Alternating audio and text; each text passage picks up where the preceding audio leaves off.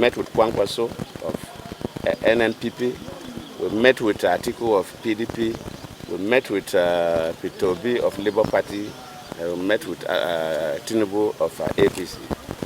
And we encourage them to go to court if they feel aggrieved, but not to take laws into their hands, not to encourage young people to go to the street and get killed and set kind of insecurity everywhere in the country.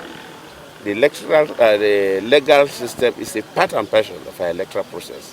What I'm saying is that if you go through the election and you go through the legal system, and if you don't succeed, please don't cause problem. It's peaceful here, but I'm disturbed because within my local government, I've learned that the state constituency 2, what the people call the Anyamas part of Ogwea, that there were crises and materials have been burnt down.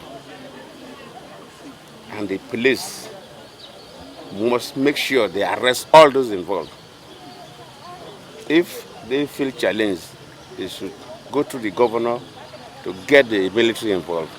All those who are involved in that act must be arrested and prosecuted. And we are all watching. The world is watching Nigeria, and we cannot allow some criminal elements to push us backward.